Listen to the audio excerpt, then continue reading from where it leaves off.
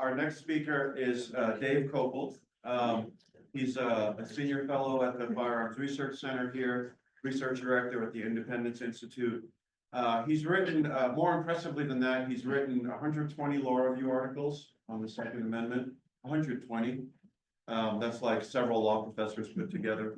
And he's still not done, he's still going. 20 books, countless amicus briefs, many of which I've joined him on.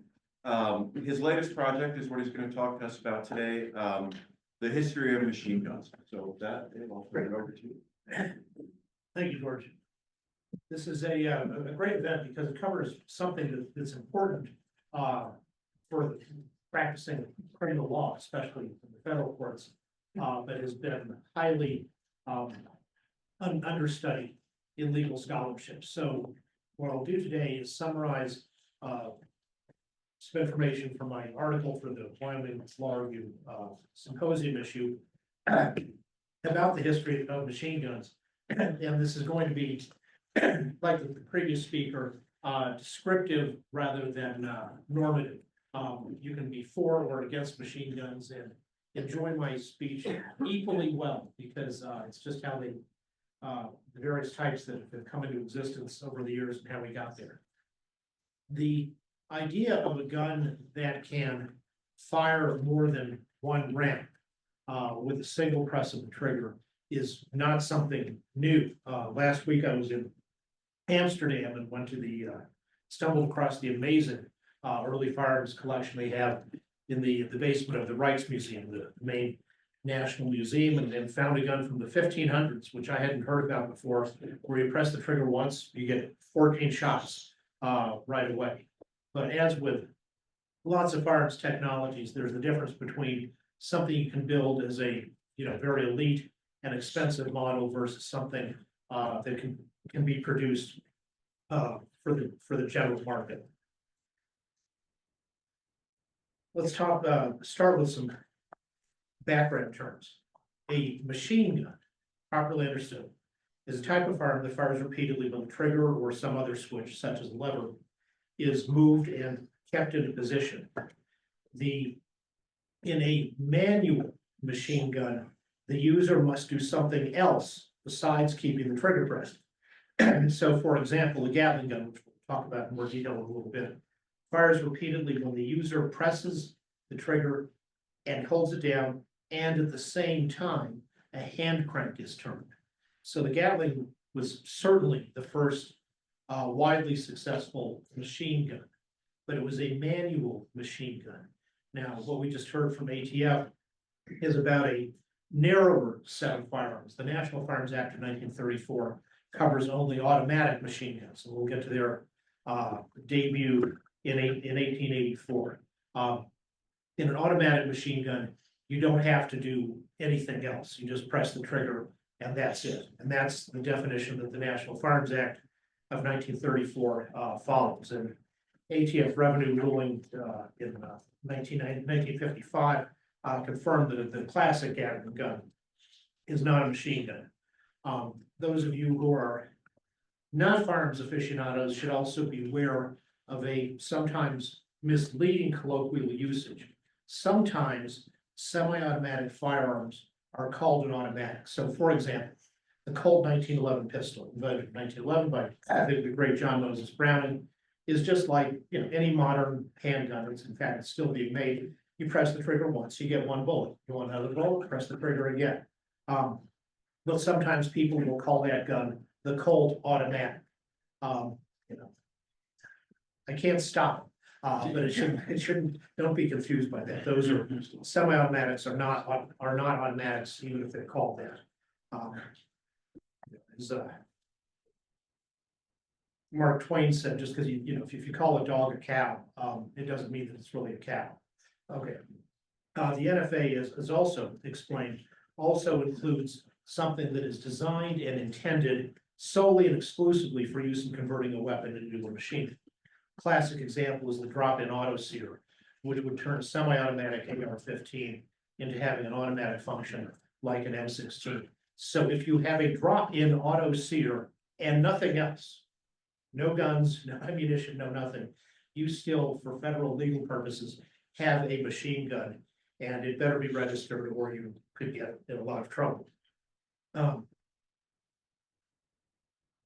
The NFA came out of the National Firearms Act was, as has been discussed, was enacted under the tax power in 1934. But then since then, Congress has gotten more expansive in its interpretation of its powers under the Interstate Commerce Clause, and has enacted a lot of gun control on that basis. In 1986, as a hostile amendment to the Firearms Owners Protection Act was passed on the floor of the U.S. House to prohibit the possession of machine guns that were automatics that were not registered with ATF before the as of the effective date of the law, which was May 19th, 1986. So that created a fixed supply of automatics that are available to the general public. Now, as of that time, ATF's director testified to Congress that there were 118,000 automatic machine guns registered with ATF. And that included registrations both by regular citizens and by law enforcement officers. So that is, and then the specifics of what percentage was in the hands of each is unknown. But 118,000 is the upper bound of how many machine guns there are out there, automatic machine guns there are out there for people, for ordinary citizens potentially to possess. And of course, as a result of that freeze, the price has gone up substantially. Now, interestingly, today, the ATF database that has the what statute calls machine guns, it currently has 726,951. So we've had almost 600,000 new machine guns registered with ATF since 1986, and pursuant to the terms of 1986 freeze. Every single one of them was in the hands of either of some kind of government agency or a firearms dealer who sells to government agencies. Figures have nothing to do with the military. But it shows this is one example of the continuing militarization of law enforcement, about how they went from having something under 100,000 machine guns in 1986 to now having well over 600,000. The Syracuse University has a very good website, the TRAC, TRAC, that produces a lot of data on federal criminal law and prosecutions. So machine guns, or as I keep saying that, but I mean automatics, the NFA sense, are a small part of the American firearms supply. The American firearms supply, and again, it doesn't count military, is somewhere over 400 million. And that's versus somewhere under 100,000 machine guns in civilian non-government, citizen non-government hands. So it's 140,000 guns.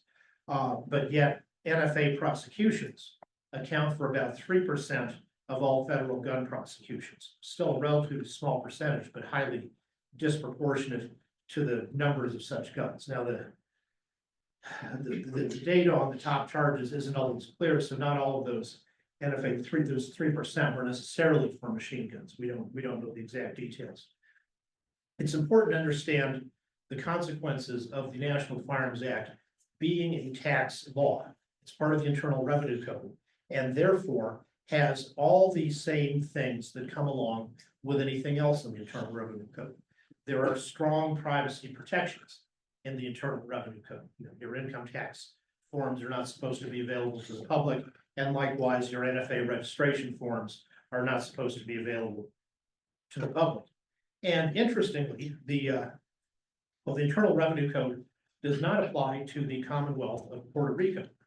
So there are fellow American citizens, they have their own gun control laws, but they don't distinguish between short-barreled rifles and other rifles.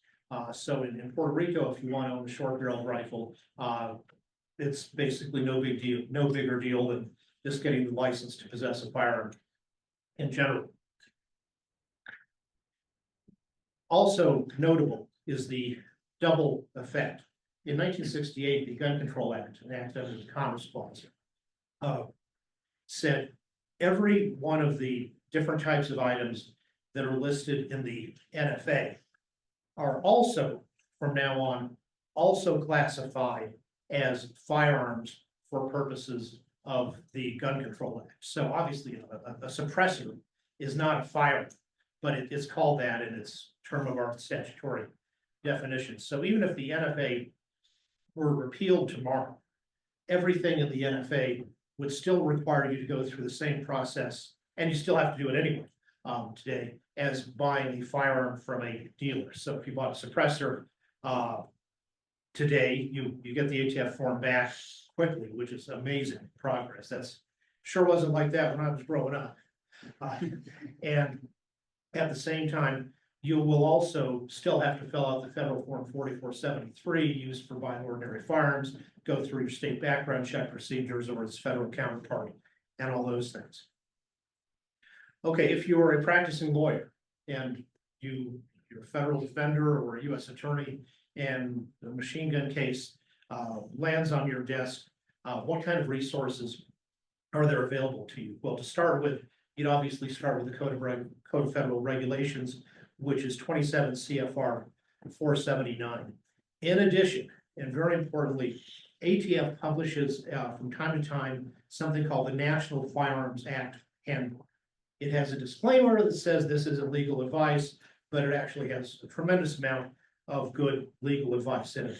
And it was produced cooperatively, to ATF's credit, in conjunction with the National Firearms Act Trade and Collectors Association, a private collectors group. And so you find out things that, well, okay, a short barreled rifle under the statutory definition is 16 inches, is less than 16 inches long. Well, how exactly do you measure the 16 inches? This is the book that tells you how to do that. Of course, anybody who's practicing firearms law ought to have Stephen Holbrook's Firearms Law Desk Book, which is, among other things, is available on Westlaw if you subscribe to the Treatises Library, but it's also available in print. I can't imagine a U.S. Attorney's Office or a Federal Defender's Office library that shouldn't have the annually updated copy of this. And I would also suggest, looking ahead to our next panel, that Matt LaRosier's paper on what is a machine gun and how about some controversial gray zone enforcement issues over the years. That's also extremely technically proficient article. And if you were thinking, you know, does my client's gun a machine gun or not? And we're kind of it's not exactly clear. His article would be a very important thing for you to read for background. There's virtually nothing in the legal literature so far on machine guns. And this is one of the great things that the Firearms Research Center and the Wyoming Law Review are doing, is to educate the legal community about this important issue so they can decide cases better and then litigate cases better. Let's talk about what kinds of machine guns there are out there in general. We'll go from real big to the littlest. There is a machine gun cannon that is commonly defined as something that fires projectiles 20 millimeters or larger, that is 0.787 inches wide. It's a very common type of firearm on military aircraft and also on anti-aircraft batteries. Should you happen to have a 40 millimeter machine gun grenade launcher in your garage, that's also classified as a machine gun cannon. I don't know for sure, but I think they're relatively rare in the universe of things that a practicing lawyer would encounter. Next, we've got the heavy machine gun. That's under 20 millimeters in caliber. It usually, as the treatise mentioned a minute says, usually implies a caliber of 50 and 0.50 inches or greater. That is 12.7 millimeters. But that's not always true, especially for some of the early ones. Heavy machine guns are sometimes wheeled, sometimes mounted on tripods. They are difficult to move around. In the olden days, in the 19th century, all machine guns, such as the Gatling guns starting in 1862, or the Maxim guns true automatics starting in 1884, they were all heavy machine guns. Heavy machine guns are outstanding at being able to defend a fixed position, but they're incapable of moving fast enough terrestrially to keep up with an infantry advance. Below that, you've got the category of the medium machine gun, still mounted on a tripod, but it's smaller, not as heavy, and less powerful. Below that, you get something called the light machine gun, often used to describe what is called the squad automatic weapon. A machine gun capable of being carried and operated by one man. Lots of these out there. Now, often it's capable of being carried by one man.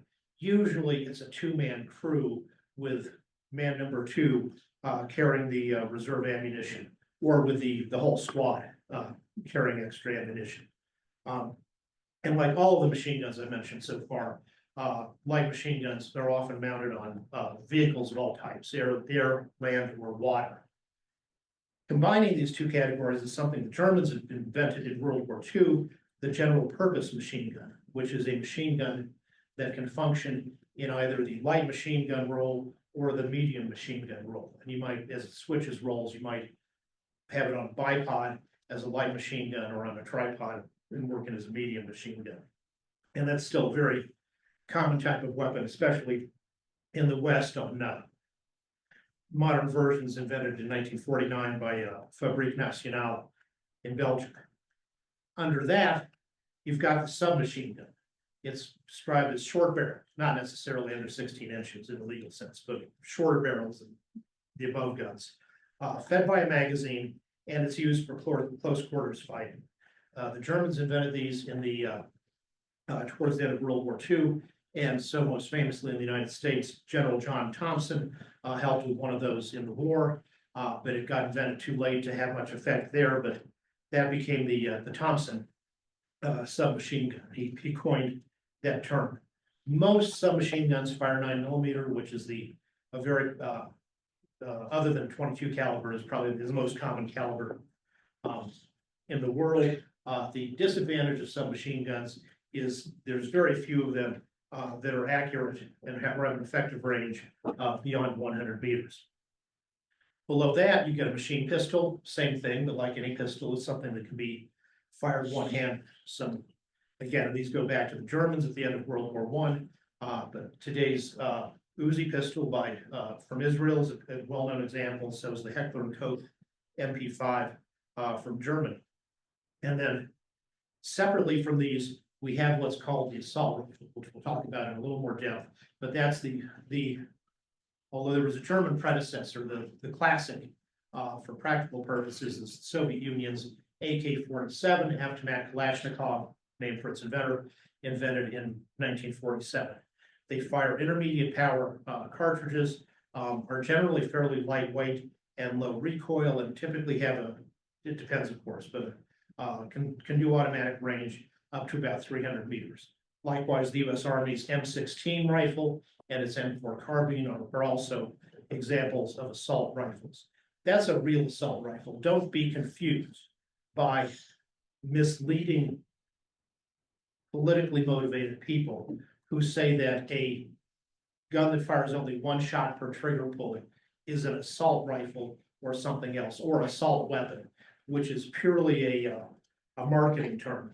And legislation on assault weapons has literally actually attempted to ban every single type of firearm, or even non-firearms like paintball guns, except for real machine guns. Okay, you want to read about you want to start learning about machine guns. Where do you start? My first book of machine guns on your should be Machine Guns: An Illustrated History of Their Impact by James Wilbanks, which was published by the academic publisher ABC Clio. It's not much more than 200 pages. It focuses entirely on military impact and is an excellent survey from olden times, pre-GAP, up to the early 20th century. You can find, and there's plenty more things cited in the article. There are catalogs of machine guns you can find. For example, Behemoth, both the world's assault rifles organized by nation and manufacturer, 1,238 pages from Albania to Yugoslavia, one chapter per each. And in that book, three nations, Germany, Russia, and the Soviet Union, and the United States have invented so many of these that each of them gets treated in over 100 pages and several chapters. The book, when you really need to start understanding machine gun mechanics, is a 5-volume series written by Marine Colonel George Chin. 4 of the books were written in the 1950s, and then volume 5 in 1987. These were written by him and were originally classified for the purpose of teaching military machine gun inventors how to practice their craft. The level of knowledge in that is phenomenal, including the technical descriptions of the parts. There's nothing comparable, not even close to that. It doesn't cover assault rifles or submachine guns, and it's most interested in machine gun cannons. These 5 volumes are, even though declassified, are difficult to find in libraries, but you can get them on the used book market, and 4 of the 5 are available on the internet. All right, let's do a very quick history of machine guns. We start with the manual for the first successful one. We start with a Gatling gun patented in 1862, and at the time, metallic cartridges, the standard ones we all use today, were just coming in, and his 1862 Gatling gun used the more old-fashioned thing of you have a cartridge, a paper cartridge that contains the gunpowder and the bullet, and separately from that, there's a primer that has to be attached to a nipple near the firing chamber. And he made a machine gun work with that kind of ammunition. Tremendous inventive skill. In any fire, the barrel becomes hot from repeated fire, from the repeated burning of gunpowder gases, and that's true. I'm sure you've seen, you go to the firing range and show, fire 50 rounds over, one at a time over a period for practice, you'll find the barrel gets pretty hot.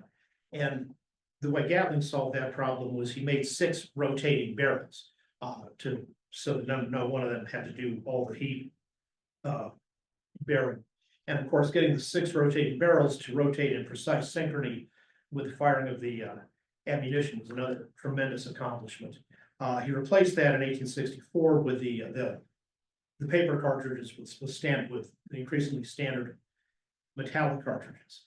And he got adopted by the U.S. Army in 1864, too late to have much influence on the Civil War. And after Gatling, there were other inventors who also produced manual machine guns. And by about 1880, the manual machine gun had gone about as far as it could. And partly thanks to improvements in metallurgy, it would be replaced by single barrel machine guns, which obviously substantially reduce the weight of the gun. And that comes in with Hiram Stevens Maxim, who brings it to the market in 1884, a prolific inventor of so many things. Automatic fire extinguishers for buildings that would direct the water to where the fire was. And you use him every day when you go to the amusement park, because the rides where you get on a plane and it swings the planes around from a arm on arms that are attached to a chain. That's Hiram Stevens Maxim too. What he understood was that when you fire a cartridge, you have a gunpowder explosion, and to simplify, half the energy of that gunpowder explosion moves in forward direction to push the bullet out the barrel and then downrange. And on the other hand, you've got half the other energy that goes backwards and is felt by the user as recoil. He figured out how to use that wasted recoil energy to operate the mechanics of ejecting the empty cartridge case, loading a fresh round into the firing chamber, moving the hammer to ignite the next round and repeat the cycle ad infinitum. The gun was it was fed by a cloth belt containing cartridges in individual pockets, something he also invented. And it was safer than the Gatling gun because if a round hung fire, like it didn't go off right away, the Maxim gun would automatically stop. Whereas if the Gatling gun had a user error and kept on going with a hand crank, you could have a catastrophic explosion in the firing chamber. So it's more reliable and safer. And for the overheating of the barrel, he put a water jacket around the barrel, so it was a water-cooled machine gun. They typically had a Maxim gun typically had a three-man crew, often mounted on a tripod or wheeled. You'd have one operator to hold the trigger and aim the gun, and then two others to help with the ammunition feed. Yeah, it still weighed over 100 pounds, so it was lighter than a Gatling gun. And there were later versions that became easier to transport in partnership with Vickers. New guns came in with called Maxim Vickers guns, or sometimes just Vickers guns. The U.S. Army adopted it in the early 20th century, as did lots of other nations. But so in World War I, and I see I'm 5 minutes away, so I'll get the key things in here. The problem was that when you have heavy or medium machine guns, they are great when you put them in a defensive position. And if you stagger them so that they create interlocking fields of fire as the operator swings the barrel in different directions, then it makes it nearly impossible for an infantry unit, a hostile infantry unit, to advance against those positions. And that led to just mass slaughter in World War I, as military commanders failed to understand that you just can't charge and go over the top against a series of heavy machine guns. And what they couldn't do was keep up with an infantry advance. So great for defense, not much use for offense. And so the effort was to create the light machine gun. The Danes had done that in the early 20th century, and it was used in the Russo-Japanese War. But it was World War I where the light machine gun first came into standard action. Among other things, prominently was something called the Lewis gun, which the American Army didn't want, but in 1912, but he sold it to the British, who made a lot of it. And by the end of the war, every squad had at least one Lewis, infantry squad had at least one Lewis gun, sometimes two. Instead of being water cooled, it was air cooled with a barrel jacket that had aluminum fins. It was portable by an individual, again, used a 47 round circular magazine on top. And you could manufacture 6 Lewis guns as fast as you could make one Vickers gun. And what the light machine gun did was, if you're trying to advance against an enemy emplacement that has a bunch of heavy machine guns, you get the light machine gunner to move forward, find a good protected position, and then fire the light machine gun at the enemy heavy machine gunners. And you may not hit them, but all those bullets flying overhead are going to force them to duck down and stop them from operating the heavy machine gun. And then the rest of the infantry can advance normally. All right, the Germans in the Thompson submachine gun was in that broad category, got produced too late to affect the war, then got sold to the civilian market as the home machine gun, what was called a home machine gun. Maxim had actually tried to license his automatic firing technique to American rifle and pistol manufacturers in the early 20th century, and they all wrote back, and in his recollection, many of the replies were scurrilous. They were not interested in making machine guns for the citizen market. And John Thompson decided to give it a try. Maybe people would be interested in machine guns. The Thompson machine gun was commercially a failure. It was popular with criminals, got some law enforcement use, led directly to the National Firearms Act and its state predecessors. And only 15,000 were made by 1940, were ever made, and it wasn't until 1940 that the last of those was sold. But then World War I comes along, and the Thompson is an outstanding gun for paratroopers or other people who were infantry squads for combat within 100 meters. And over 1.75 million of those were made. The Germans manufactured their heavy machine, their general purpose machine gun, which worked well and still in use in the war. both the United States and Great Britain figured out how to make very cheap machine guns, like 3 pounds sterling from stamped metal and things like that. In Britain to own the home guard, to give to resistance movement, and to give to regular soldiers. The Sten gun in England or the grease gun in the United States were certainly not as good as more expensive guns, but when you need a machine gun, having one that's not so good is better than not having one at all.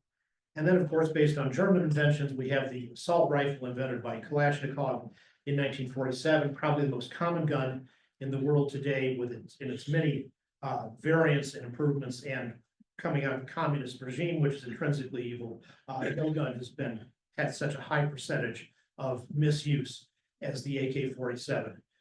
And you will have a hard time finding an AK-47 or an AK-74 or an AKS in the United States, other than in military museums, or if you have some special collector friends. There are semi-automatic AKs from China, some other countries that were imported into the United States in the 80s and 90s, but those are just semi-automatics, and they have the AK's advantage of durability, reliability, made to loose fittings. So, you get a bunch of sand in it, it's not going to stop functioning, but they're semi-automatic only. And it being time to stop, I will thank you.